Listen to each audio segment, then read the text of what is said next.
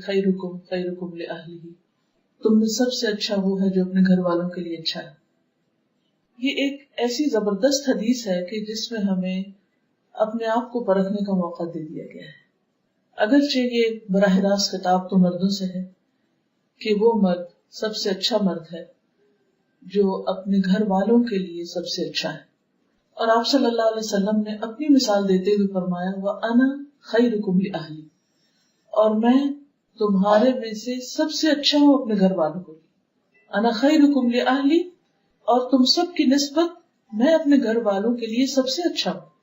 عام طور پر ایک اچھے انسان کو اس کے اخلاق اور معاملات سے پہچانا جاتا ہے کہ اس کی گفتگو کیسی ہے، اس کے میل ملاپ کا طریقہ کار کیا ہے، اس کا بولنے کا طریقہ کیا ہے، وہ خوشی میں کس طرح ریئیکٹ کرتا ہے، وہ غم میں کیسے ریئیکٹ کرتا ہے، وہ خوف کے موقع پر، وہ مختلف کیفیات کے موقع پر کس طرح بہیو کرتا ہے. دوسری طرف یہ بھی ہے کہ ہمارا سب سے زیادہ واسطہ اپنے گھر والوں سے پڑتا ہے.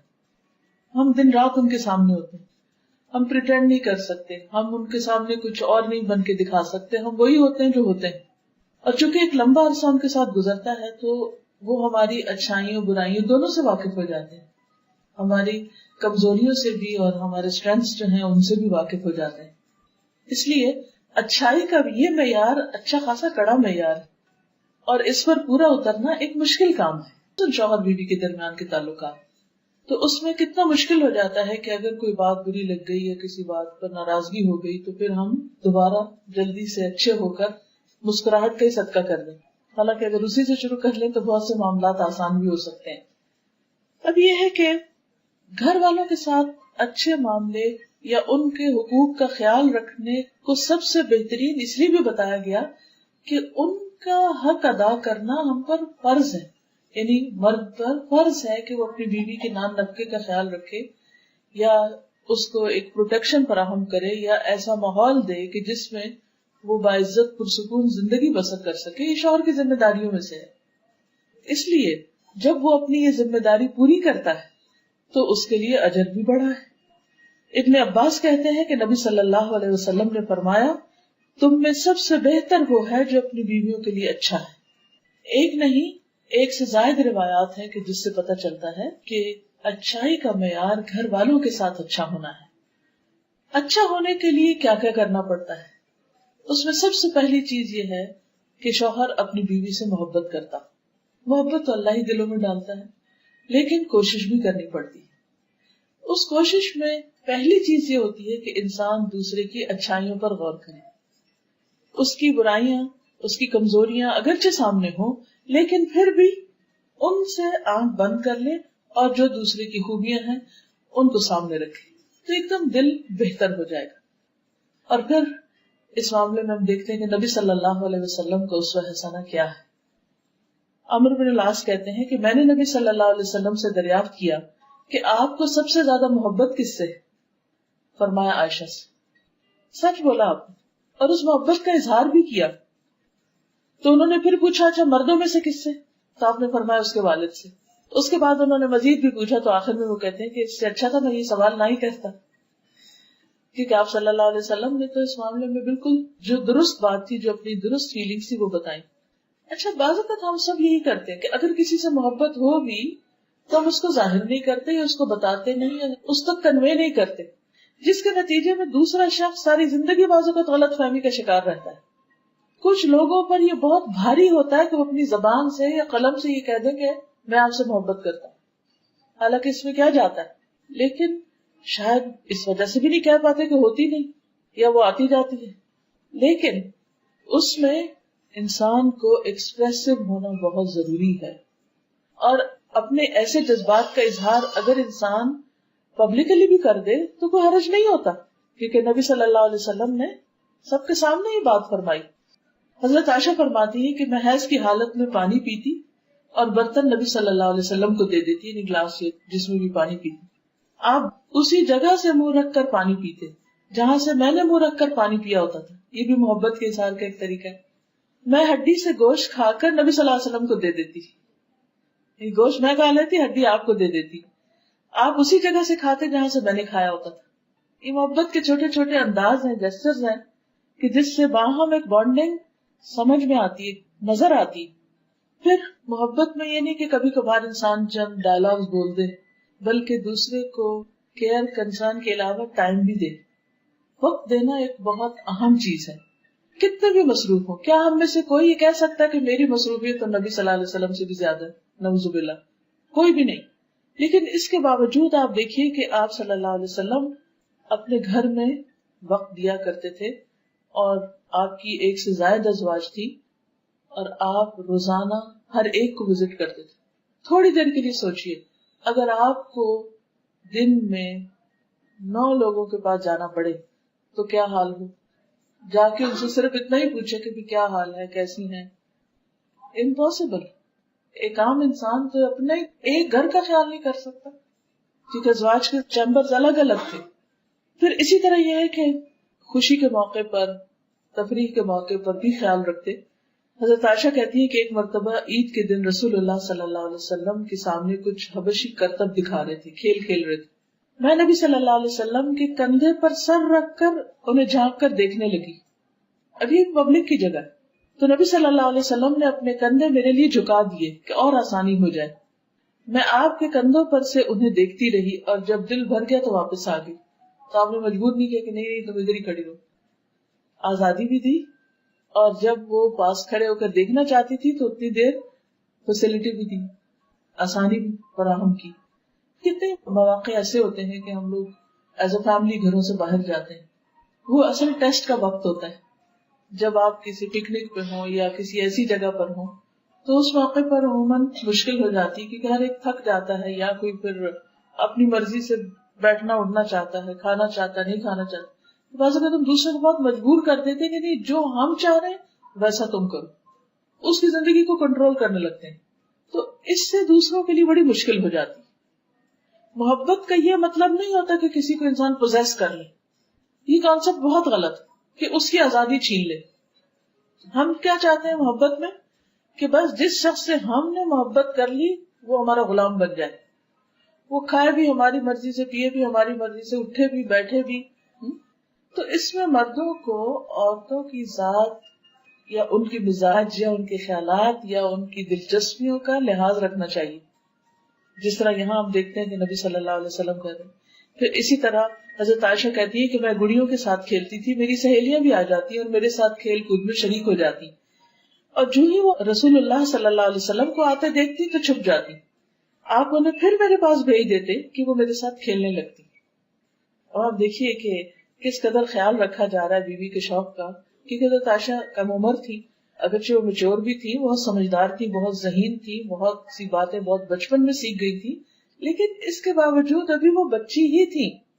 آپ نے دیکھا ہوگا نا کئی بچے بہت چھوٹی عمر میں قرآن حفظ کر لیتے ہیں اور بہت سمجھدار اور میچور ہو جاتے ہیں.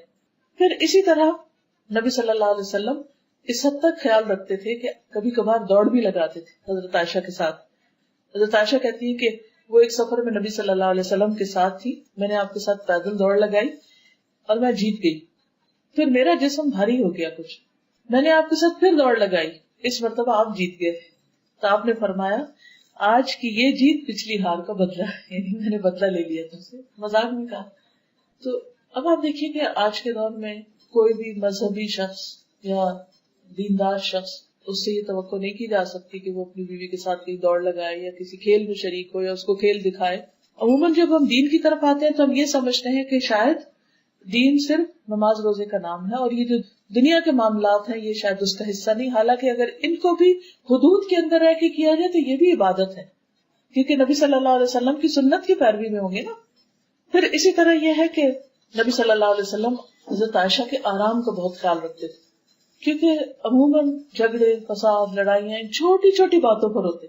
اگر آپ کسی سے پوچھیں نا کہ میاں سے لڑائی تو کس بات پر ہوئی، جب میرے پاس کوئی اس طرح کا معاملہ لے کر تو میں کہتی کہ کیا مسئلہ کیا تھا، اور آپ یقین کریے کہ 90% چھوٹی سی کوئی بات ہوتی ہے جس سے کوئی معاملہ خراب ہو جاتا ہے. پھر اسی طرح آپ دوسروں کو بھی اس بات کی تلقین کرتے تھے کہ عورتوں کے ساتھ نرمی کا سلوک کیا جائے. حضرت انس کہتے ہیں کہ نبی صلی اللہ علیہ وسلم اپنی ازواج مطہرات کے پاس تشریف لائے. اونٹ ہانکنے والا اونٹوں کو تیز ہانک رہا تھا، جیسے کوئی ڈرائیور تیز ڈرائیو کر رہا ہو، جھٹکے لگ رہے ہیں اور دھکے پڑ رہے ہوں. اس کا نام انجشا تھا. آپ نے فرمایا اے انجشا تیری خرابی ہو، تم اونٹوں کو آہستہ آہستہ چلاؤ، نازک آبگینے سوار ہیں. ویحک یا انجشا سوقت بالقواریر، قواریر کہتے ہیں کرسٹل کو، قواریر من فضۃ، یعنی خواتین جو ہیں ان کے دل شیشے کی طرح ہوتے، بہت جلدی ٹوٹتے. اور ایک حقیقت ہے کہ ہم سب اچھی طرح جانتے ہیں کہ چھوٹی سی بات بعض اوقات ہم محسوس کر لیں، بعض اوقات بڑی بڑی باتوں کی پرواہ نہیں کرتے، کیونکہ ہمارے مزاج کے اندر جسمانی تبدیلیوں کی وجہ سے بھی کئی تبدیلیاں آتی رہتی ہیں، کبھی پوسٹ نیٹل اور کبھی پیدائش کے بعد، اور کبھی پریگنینسی میں، اور کبھی پیریڈ سے پہلے، اور کبھی اس کے بعد، اور کبھی پھر جب مینوپاز شروع ہو جاتا ہے، بڑھاپے کے مسائل، 100 طرح کے مسائل ہوتے ہیں. عورت اپنی زندگی میں جسمانی اعتبار سے فزیکلی بہت ساری چینجز میں سے گزرتی ہے، تبدیلیوں میں سے اور حالت بدلنے سے. تو اس لیے بہت ضروری ہے کہ اس کے ان مخصوص حالات کا خیال رکھا جائے. پھر اسی طرح نہ صرف یہ کہ سواری کو آہستہ چلانے کی بات، بلکہ سواری پر سوار کراتے ہوئے بھی آپ مدد دیتے. حضرت انس کہتے ہیں میں نے دیکھا کہ رسول اللہ صلی اللہ علیہ وسلم حضرت صفیہ کی وجہ سے اپنے پیچھے اونٹ کی کوہان کے گرد اپنی ابا سے پردہ کیے ہوئے تھے. جب وہ سواری پر سوار ہوتی تو آپ اونٹ کے پاس بیٹھ جاتے اور اپنا گھٹنا کھڑا رکھتے. حضرت صفیہ اپنا پاؤں آپ کے گھٹنے پر رکھ کے سوار ہوتی. آپ دیکھیے کہ کس قدر کیئر ہے، کیونکہ کبھی آپ میں سے کوئی اونٹ پہ سوار ہوا، آپ کو معلوم ہوگا کہ اس کی سواری بہت مشکل ہے. تو ایون اونٹ پہ چڑھنا بھی ایک مشکل کام ہے. بیٹھے ہوئے اونٹ پہ چڑھا جاتا ہے لیکن وہ بھی مشکل ہے. تو آپ صلی اللہ علیہ وسلم خود پاس کھڑے ہو جاتے، اپنا گھٹنا رکھتے، وہ اس پر ایک طرح سے سیڑھی بنا کے پھر اوپر چڑھتی. آج آپ دیکھیے کہ کون مرد ہوگا جو اتنے لاڈ کرے، اور پھر یہ پبلک میں ہو رہا ہے اور اس میں آپ کوئی شرمساری محسوس نہیں کر رہے، اور حضرت انس دیکھ بھی رہے ہیں کہ آپ کیا کر رہے ہیں، اور پھر اس کو آگے روایت بھی کرتے ہیں. تو یہ بھی سنتیں ہیں، یہ چیزیں بھی نبی صلی اللہ علیہ وسلم کا طریقہ ہے. اگر ہم اپنے گھروں کے اندر چھوٹی چھوٹی چیزوں میں ایک دوسرے کے مددگار بن جائے تو بہت سے حالات اور معاملات درست ہو سکتے ہیں. حضرت عائشہ ہی کہتی ہے کہ رسول اللہ صلی اللہ علیہ وسلم کے گھر والوں میں سے جب کوئی بیمار ہوتا تو آپ معوذات پڑھ کر اس پر پھونک مارتے. پھر اسی طرح آپ گھر والوں کے لیے دعا بھی کرتے. حضرت عائشہ کہتی ہے کہ میں نے رسول اللہ صلی اللہ علیہ وسلم کو خوش طبیعت دیکھ کر کہا، اے اللہ کے رسول صلی اللہ علیہ وسلم میرے لیے اللہ تعالیٰ سے دعا کر دیجیے، یعنی آپ میرے حق میں کوئی دعا کریں. آپ نے فرمایا اے اللہ عائشہ کے پہلے اور پچھلے اور اعلانیہ اور مخفی سب گناہ بخش دے. اور خوشی سے عائشہ رضی اللہ تعالیٰ عنہا نے پھر ہنسنا شروع کر دیا، یہاں تک کہ ان کا سر حضور صلی اللہ علیہ وسلم کی گود میں جا پڑا. یعنی اس دعا سے وہ اتنی خوش ہوئی. اچھا بعض اوقات گھر والے ہم سے کوئی چھوٹی سی چیز کا مطالبہ کرتے اور ہم اتنے بزی ہوتے ہیں کہ ہم بات بھی نہیں سنتے. پھر یہ کہ آپ اپنی ازواج کا نان نفقے کا خیال رکھتے تھے. حضرت عمر کہتے ہیں کہ بنو نذیر کے باغات وغیرہ ان اموال میں سے تھے جن کو اللہ تعالیٰ نے اپنے رسول کو بغیر لڑے دے دیا تھا. یہ اموال خاص طور سے رسول اللہ صلی اللہ علیہ وسلم کے تھے، جن میں سے آپ اپنی ازواج مطہرات کو سالانہ نفقہ کے طور پر بھی دیتے اور باقی ہتھیار اور گھوڑوں پہ خرچ کرتے تاکہ اللہ کے راستے میں جہاد کے لیے ہر وقت تیاری رہے. یعنی جو آپ کا مال تھا اس میں سے آپ نے سب کا باقاعدہ ایک طرح سے نفقہ مقرر کر رکھا تھا. تو اس سے بھی پتہ چلتا ہے کہ شوہر چاہے بیوی کو روزانہ کچھ دے، چاہے ہفتہ وار دے، چاہے مہینے میں دے، چاہے سال میں دے، کچھ بھی دے، لیکن اس کی ذمہ داری ہے کہ وہ بیوی کی ضروریات کا خیال رکھے اور اس میں کھانے کپڑے کے علاوہ بھی اس کی اپنی پسند سے کوئی چیز لینے کے لیے بھی اس کو اجازت دے. پھر اسی طرح گھر والوں کے لیے اچھا ہونے کا مطلب صرف یہ نہیں کہ ان کو عیاشی کرائی جائے یا ان کے ساتھ صرف اچھا اخلاق برتا جائے، بلکہ ان کے ساتھ اچھا ہونے کا مطلب یہ کہ ان کی آخرت کی بھی فکر ہو. بعض اوقات ہم ان کی دنیا کا اتنا خیال رکھنے لگتے ہیں کہ پھر ان کی آخرت بھول جاتے ہیں. تو حقیقی خیر خواہ اور مخلص اپنے بچوں کا، اپنی بیوی کا وہی ہو سکتا ہے جو ان کی آخرت کی فکر کرے. ہم سب کو بھی اپنا اپنا جائزہ لینا چاہیے کہ ہم اپنے بچوں کی یا گھر والوں کی دنیا کے لیے تو بہت غمگین ہوتے ہیں، اس کی تو بہت فکر کرتے ہیں، لیکن عام طور پر آخرت کے بارے میں غافل ہو جاتے ہیں کہ وہ کس طرف جا رہے ہیں. اور کیوں؟ ہم کہتے نہیں یہ مائنڈ کریں گے، یہ برا نہ مان جائیں. اگر شادی شدہ اولاد ہو تو ہم کہتے کہ ہم سے میل ملاپ ہی نہ ختم کر دیں، آنا ہی نہ چھوڑ دیں، اس لیے ہم ان کو نصیحت نہ کریں، بس ٹھیک ہے جس حال میں ہے ہمیں اپنی شکل دکھاتے رہیں. نہیں، وہ ناراض ہو یا خوش ہو، کچھ بھی ہو، ان کی آخرت کی فکر کرنا ضروری ہے، لازم ہے. چھوٹے بھی ہوں تب بھی، بڑے بھی ہوں تب بھی، عمر کے ہر حصے میں ضروری. اور اس کے لیے آپ دیکھیں کہ نبی صلی اللہ علیہ وسلم نے جہاں نان نفقہ مقرر کیا وہاں گھر والوں کو قناعت کی عادت بھی ڈالی اور اس کے ساتھ جائز فرمائشوں کو پورا بھی کیا. حضرت جابر کہتے ہیں کہ رسول اللہ صلی اللہ علیہ وسلم نرم دل آدمی تھے. حضرت عائشہ جب بھی آپ سے کسی چیز کی فرمائش کرتی تو آپ اس کو پورا کر دیتے تھے. اب دوسری طرف یہ یاد رکھیے کہ حضرت عائشہ کی فرمائشیں کوئی ناجائز نہیں ہوتی تھی.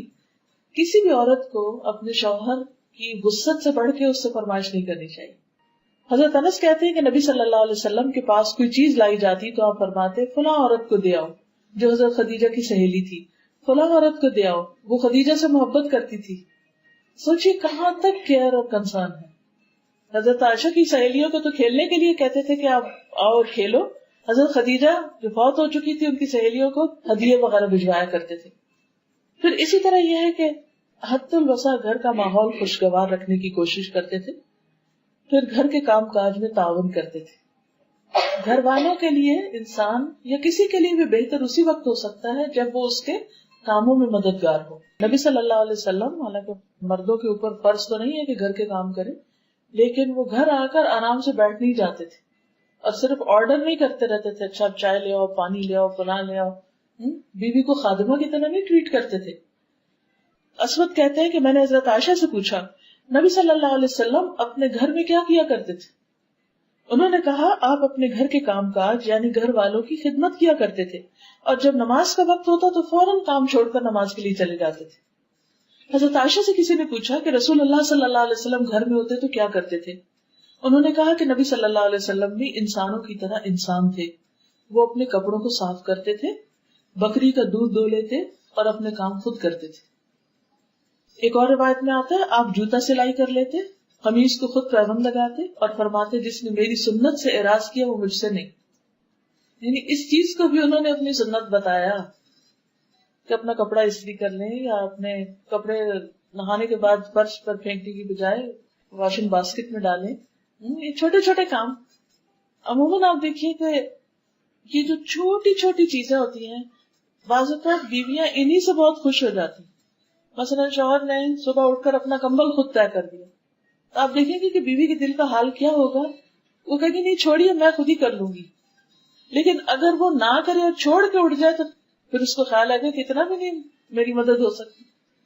یعنی اگر شوہر تھوڑی سی بھی محبت دکھائے تو بیوی اس سے کئی گنا زیادہ دکھائے گی. کیونکہ عورت کی فطرت میں ہے یہ کیئر ہے، محبت ہے، خدمت ہے. یہ اللہ نے اس کے اندر رکھ دی ہے خاندان کے نظام کو اچھا چلانے کے لیے. پھر اسی طرح آپ صلی اللہ علیہ وسلم اپنے کپڑے کو پیبند بھی لگا لیتے تھے اور سی بھی لیتے تھے. اب تو یہ کام عورتوں کو بھی نہیں آتا. تو آپ سوچیے کہ ہم کتنے پیچھے ہیں. پھر اسی طرح گھر والے جو کھانا دیں اس پہ راضی ہو جاتے. جابر کہتے ہیں کہ نبی صلی اللہ علیہ وسلم نے اپنے گھر والوں سے سالن طلب کیا کہ سالن لاؤ. انہوں نے کہا ہمارے پاس سوائے سرکے کے کچھ نہیں. آپ نے سرکہ منگوا لیا، اس سے روٹی کھانی شروع کر دی. فرمانے لگے بہترین سالن سرکہ، بہترین سالن سرکہ. اچھا اب آپ دیکھیے دوسری طرف کیا ہوتا ہے. سبزی لا کے بھی نہیں دی، پیسے بھی نہیں دیے، گیس کا بل نہیں پے کیا وہ بھی کٹ گئی، اور اگر کھانا نہیں بنا تو بیوی ذمہ دار. یعنی اسباب ریسورسز فراہم نہیں کیے اور پھر بھی انڈرسٹینڈنگ نہیں کہ بھائی اس کا قصور نہیں. یعنی بعض اوقات ایسی ایکسپیکٹیشن ہوتی ہے کہ ہر قیمت پر ہر صورت میں کرنا ہی کرنا ہے، جہاں سے مرضی کرو. اور ان عورتوں پر تو بہت ہی رحم آتا ہے جو بیچاریاں سارا سارا دن محنت کر کے آتی ہیں اور شوہر پیسے چھین کے نشہ کرنے لگتے ہیں. ابو ہریرہ کہتے ہیں کہ نبی صلی اللہ علیہ وسلم نے کبھی کسی کھانے میں عیب نہیں نکالا، کبھی کسی کھانے میں عیب نہیں نکالا. اگر آپ کو پسند ہوتا تو کھا لیتے ورنہ چھوڑ دیتے. پھر اسی طرح مشکل وقت میں بیوی کو دلاسا دینا، اس کے آنسو پوچھنا، یہ بھی نبی صلی اللہ علیہ وسلم کی سنت سے ملتا ہے. حجۃ الوداع کے موقع پر حضرت صفیہ کا اونٹ بدک گیا اور وہ رونے لگی. رسول اللہ صلی اللہ علیہ وسلم کو معلوم ہوا تو تشریف لائے اور اپنے ہاتھ سے ان کے آنسو پوंچھنے لگے. اب دیکھیے حج کا موقع، ہزاروں کا مجمع، اور آپ لوگوں کو تعلیم دے رہے ہیں خذوا عنی مناسککم، مجھ سے اپنے مناسک سیکھ لو. اور اتنے میں آپ کو خبر ملتی کہ آپ کی بیوی کا اونٹ بدک گیا ہے اور وہ رو رہی ہیں اور آپ سب کو چھوڑ کر آ کر ان کے آنسو پوچھ رہے ہیں. یہ وقت ہوتے ہیں جب کسی کا دل جیتا جا سکتا ہے. پھر اسی طرح یہ ہے کہ گھر والوں کو مسائل کا حل پیش کیا کرتے تھے. عام طور پر مرد حضرات باہر کے مسئلے مسائل سن کے اتنے گھبرائے ہوتے کہ گھر آ کے وہ کوئی مسئلہ نہیں سننا چاہتے. اور بعض اوقات بیوی اکیلی ہی الجھتی رہتی ہے، سارا کچھ لے لے کے اپنے دل میں دفن کرتی رہتی ہے کیونکہ کوئی سننے والا نہیں، کوئی حل کرنے والا نہیں. لیکن نبی صلی اللہ علیہ وسلم کا طریقہ یہی ہے کہ جب بھی کوئی مسئلہ پیش آیا تو آپ نے اس کا حل تلاش کیا اور مل کے حل سوچا. تو خوشگوار ازدواجی زندگی کے لیے یہ بہت ضروری ہے کہ گھر کے اہم مسائل میں میاں بیوی باہم مشورہ کریں اور اکیلے فیصلے نہ کریں. یہ جو اکیلے فیصلے کر لینے ہوتا ہے، بیوی کو بتائے بغیر یا شوہر کو بتائے بغیر خود ہی کوئی ڈیسیژن لے لیا، اس سے بھی بہت ناراضگیاں پیدا ہوتی ہیں، اس سے بھی بہت خرابیاں پیدا ہوتی ہیں، کیونکہ دوسرا شخص سمجھتا ہے کہ میری کوئی اہمیت ہی نہیں. پھر بیوی کے والدین کو شکایت نہ لگانا، کیونکہ بہت دفعہ ایسا ہوتا ہے نا کہ چھوٹی سی کوئی بات ہوئی تو فوراً بتایا کہ بھی آپ کی بیٹی ایسی اور ایسی، لیکن یہ ایک نوبل کیریکٹر ہوتا ہے کہ گھر کے معاملے گھر میں ہی طے کر لیے. حضرت عمر کہتے ہیں کہ ایک دن میں کچھ سوچ رہا تھا کہ میری بیوی نے مجھ سے کہا بہتر ہے اگر تم اس معاملے کا فلاں فلاں حل کرو، یعنی اس معاملے کا فلاں طرح حل کر لو. میں نے کہا تمہارا اس میں کیا کام، یعنی تم مجھے کیوں مشورہ دے رہی، معاملہ مجھ سے متعلق ہے، تم کون ہو دخل دینے والے. میری بیوی نے اس پہ کہا خطاب کے بیٹے تمہارے اس طرز عمل پہ حیرت ہے، تم اپنی باتوں کا جواب برداشت نہیں کر سکتے. تمہاری بیٹی حفصہ تو رسول اللہ صلی اللہ علیہ وسلم کو بھی جواب دیتی، ایک دن تو اس نے آپ کو غصہ بھی دلایا تھا. یہ سن کر حضرت عمر کھڑے ہو گئے، چادر اوڑھ کے حفصہ کے گھر پہنچ گئے. فرمایا بیٹی کیا تم رسول اللہ صلی اللہ علیہ وسلم کی باتوں کا جواب بھی دیتی ہو، یعنی وہ شوہر ہیں اور اللہ کے رسول ہیں، یہاں تک کہ ایک دن تم نے نبی صلی اللہ علیہ وسلم کو دن بھر ناراض رکھا. حفصہ رضی اللہ عنہا نے عرض کیا ہاں اللہ کی قسم ایسا ہوا. سچ بولنے والے لوگ تھے نا، ہاں ایسا ہوا، ہم آپ کو کبھی جواب بھی دیتے ہیں. تو عمر رضی اللہ عنہ نے کہا جان لو میں تمہیں اللہ کی سزا اور اس کے رسول کی ناراضگی سے ڈراتا ہوں، آئندہ ایسا مت کرنا. لیکن نبی صلی اللہ علیہ وسلم نے خود کبھی بھی جا کے نہیں حضرت عمر کو بتایا کہ دیکھو تمہاری بیٹی کیسی ہے.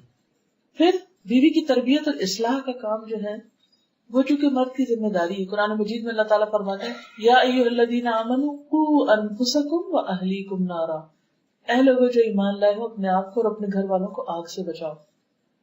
تو اس میں براہ راست خطاب مردوں سے ہی ہے. سیکنڈ نمبر پر پھر بیوی کی ذمہ داری آتی کیونکہ کلکم راع وکلکم مسئول عن رعیتہ.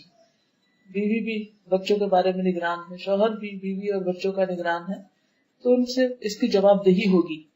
لیکن خاص طور پر شوہر کا فرض بنتا ہے کہ بیوی کی تربیت کرے، اس کو ادب سکھائے اور پھر نرمی اور اچھے اخلاق کی تعلیم دے.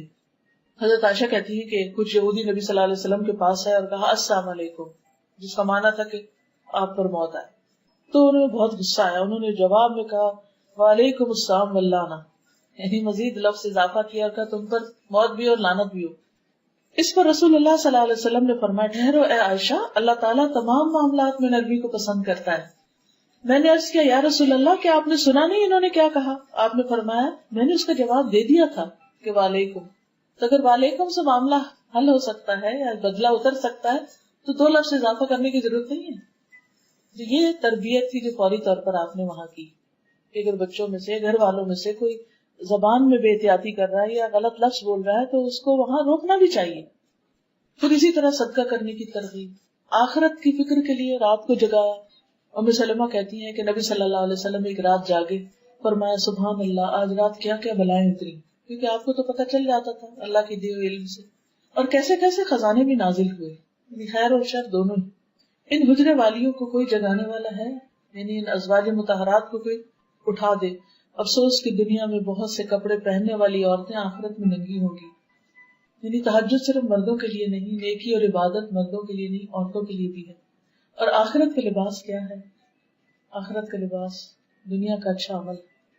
پھر اسی طرح اچھا مرد جو ہوتا ہے وہ گھر کے اوور آل حالات پر بھی نظر رکھتا ہے کہ گھر میں کیا لٹک رہا ہے، کیا ڈیکوریشن ہو رہی ہے، کیا پہنا جا رہا ہے، کیا پک رہا ہے، کیا طور طریقے ہیں، کوئی چیز خلاف شریعت تو نہیں ہو رہی.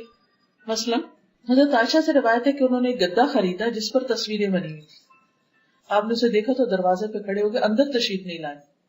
میں نے اس کی یا رسول اللہ صلی اللہ علیہ وسلم میں نے جو غلطی کی ہے اس سے میں اللہ سے معافی مانگتی ہوں. فرمایا یہ گدا کس کے لیے؟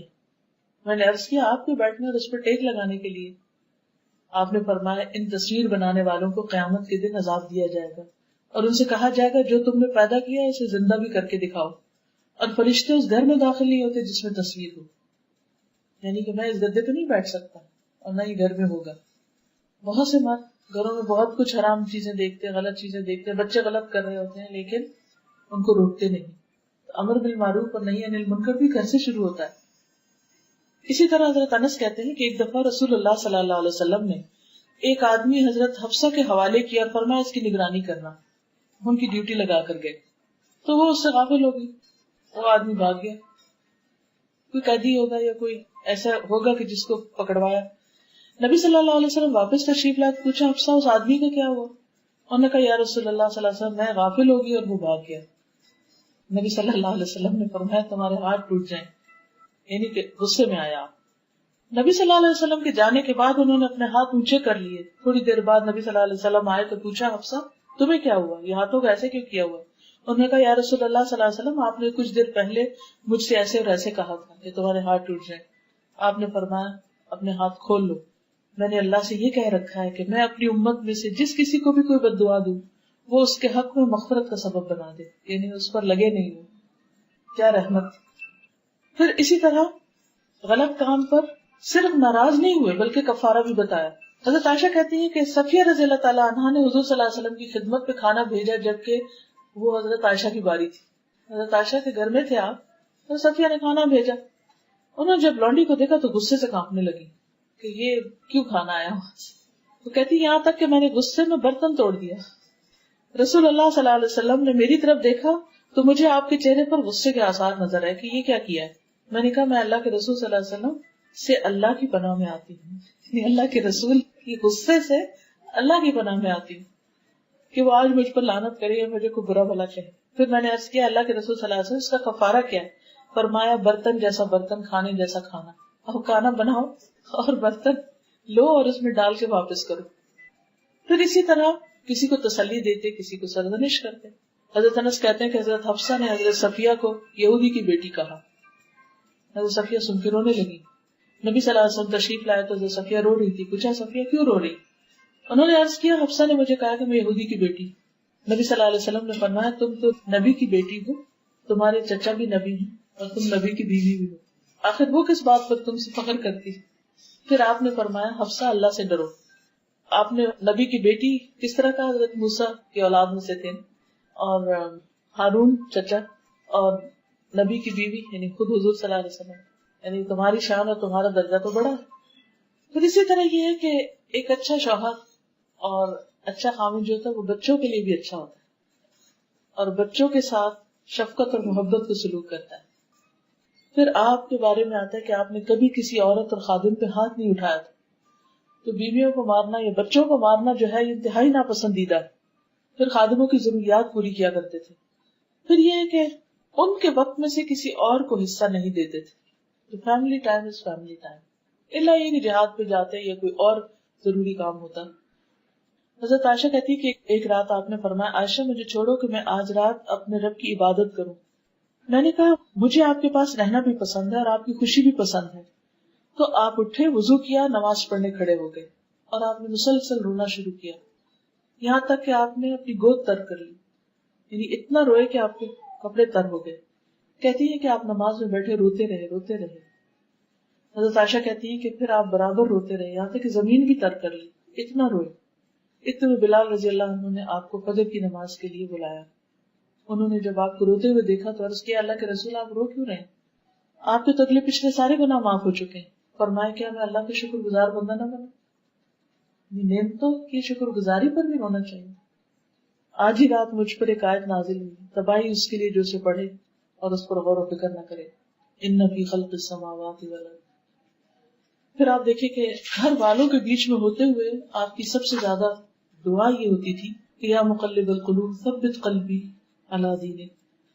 اور حضرت ام سلمہ کہتی ہے کہ آپ اکثر یہ دعا کرتے تھے، یعنی آپ کی یہ دعا سب سے زیادہ ہوتی. اب ام سلمہ رضی اللہ تعالیٰ عنہا نے یہ دعا سنی. گھر والوں کے بیچ میں کیوں؟ اس لیے کہ انسان جب اپنے پیاروں کے بیچ میں ہوتا ہے نا تو اپنے آپ کو پروٹیکٹڈ محسوس کرتا ہے اور کمفرٹیبل محسوس کرتا ہے. تو اس وقت وہ جیسے کہتے ہیں نا کہ اپنی گلی میں کتا بھی شیر ہے، یعنی انسان اوور کانفیڈنٹ بعض اوقات ہو جاتا ہے اور اس کانفیڈینس میں پھر بعض اوقات منہ سے غلط باتیں بھی نکل آتی ہیں. باہر ہم پھر بھی سنبھل کے بولتے ہیں، گھر والوں کے بیچ میں ہم بعض اوقات ایسے مذاق شروع کر دیتے جو حد سے بڑے ہوتے ہیں.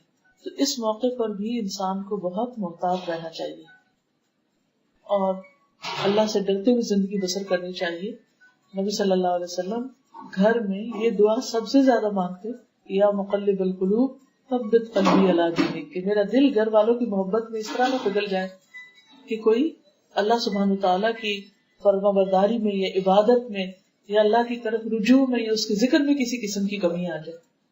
تو اللہ تعالیٰ سے دعا ہے کہ وہ ہمارے گھروں کو بھی اپنی رحمتوں سے ڈھانپے اور ہمارے درمیان اتفاق اور محبت پیدا کرے.